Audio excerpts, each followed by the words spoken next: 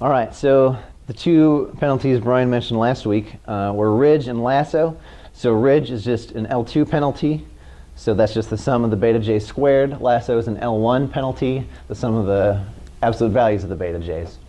So looking at these plots down below, we notice that ridge, nothing gets set to 0. So the numbers on top here, these are the number of non-zero coefficients that are still left in the model. And then this gives the coefficients in our model with respect to which lambda we're choosing, so how much we're penalizing the coefficients. And so the same thing with lasso, we see the number of parameters left in the model, and we see that lasso sets some things to 0. And also ridge, you get this kind of more continuous solution path, and lasso is kind of more piecewise linear. So to kind of see why lasso sets things to 0, we can look at it in 2 dimensions here.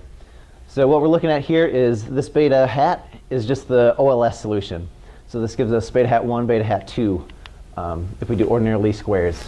And then each one of these contours is a different level of residual sum of squares here. So any solution along this outer contour gives us the same residual sum of squares back. So if we think of what we're doing as constrained optimization, so we want to minimize RSS subject to some constraint, then this blue region here represents the lasso constraint. So we want the sum of the absolute value of beta 1 plus beta 2 less than some t. That would mean t is this kind of intercept there and there. And so we want to minimize RSS subject to some constraint. That means our solution has to be in this blue section. So it's going to be when kind of our minimum RSS contour hits the penalty region, if that makes sense. And then the same thing with ridge. So the solution is going to be on the edge where the smallest contour hits the penalty region. So it's not going to set things to 0 since we have kind of this circular penalty. So ridge and lasso both fit into an LQ penalty. So that's just the sum of the beta j's, or the absolute values, to some q. So you can see if we set q equals 2, we get back ridge. With 1, we get back lasso. And then we can kind of pick whatever we want to get these different shaped penalty regions. So one interesting one is kind of as q goes to 0, you end up penalizing just the number of non-zero coefficients, which is very similar to best subset selection.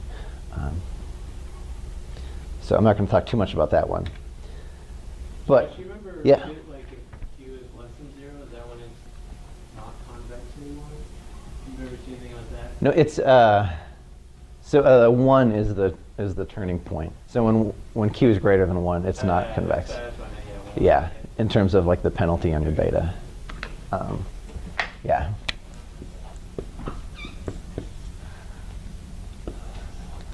So there's beta equals 1. There's the penalty. So then as soon as we get greater than 1, we get something like that. But anyway, so the convexity kind of changes at 1 there, which it doesn't matter too much, but for computation, it's easier for. Yeah, that's what I was asking. Yeah. Yeah. OK, so the next thing we're going to talk about is elastic net. So we have ridge and lasso. So kind of the next obvious choice is just to do like an average of the two. So elastic net is just a weighted average of the lasso and ridge penalties. So alpha here is between 0 and 1. So we just get alpha times the lasso penalty plus 1 minus alpha times the ridge penalty. And so the solution path, this is here with alpha equals 0.5. But it just ends up looking like a little bit smoother to lasso.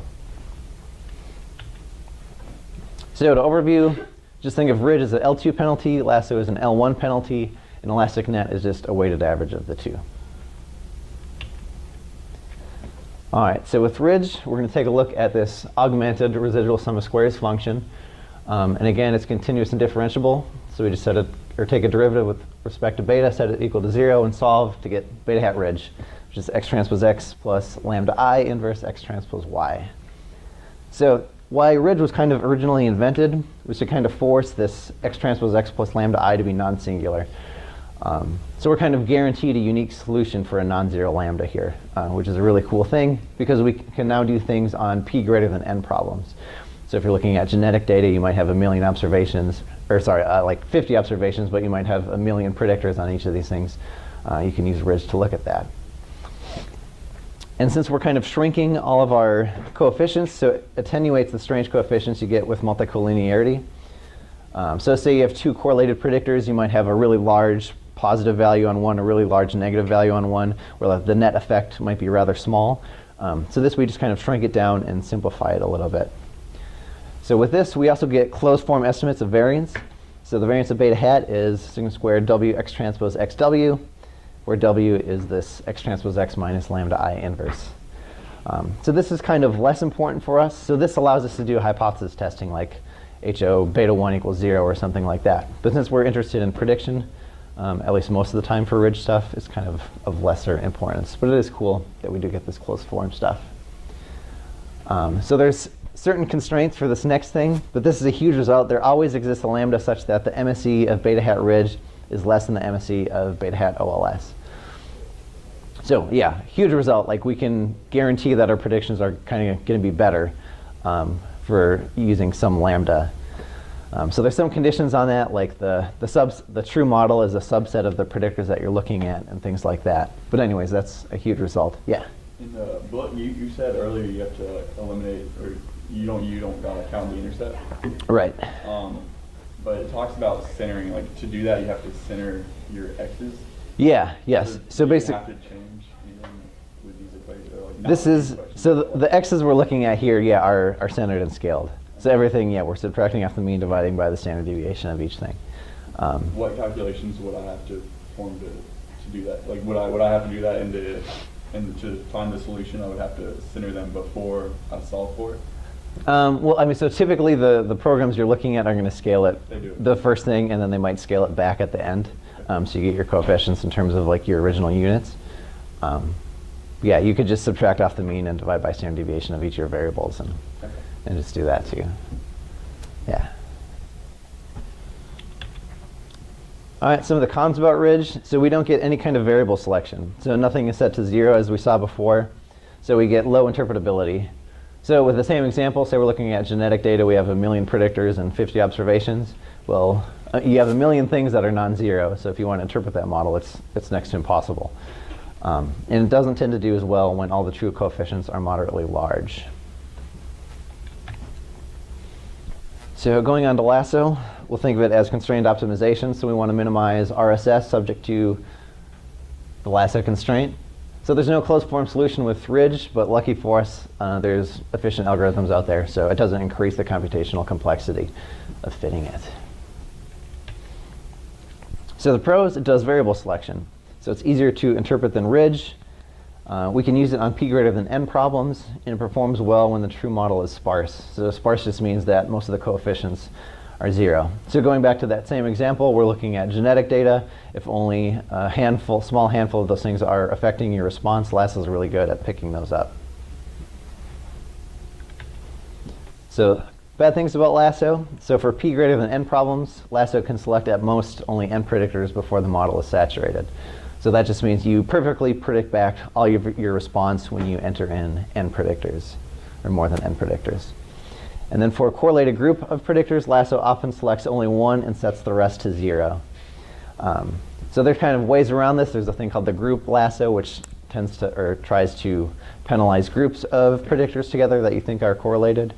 But anyways, the straight Lasso often just sets once or most of them to 0. All right, elastic net, think of the constrained optimization again. So we minimize RSS subject to the elastic net constraint. Again, no closed form, but it doesn't increase computational complexity. So kind of why elastic net was invented was that it performs well when Lasso does well, and it kind of alleviates the problems where Lasso does poorly. So now we can select groups of correlated variables a little bit better, and when p is greater than n, we can select more than n predictors. So we kind of get both of these things here, does shrinkage and variable selection at the same time. And kind of the one con here is that empirically it only seems to do well when it's close to ridge or Lasso. So it only seems to do well when your alpha is close to 0 or close to 1. So you're only using one of them mostly. All right, so I've come up with a couple examples here to try to show kind of the, yeah, what's up? The alpha in your equation, is that, do you set that beforehand, or do you? No, so that's something we have to find through cross-validation. Oh, okay. So yeah, so elastic net, I guess, is slightly more complicated because we're picking two parameters for a penalty as opposed to 1 with original lasso.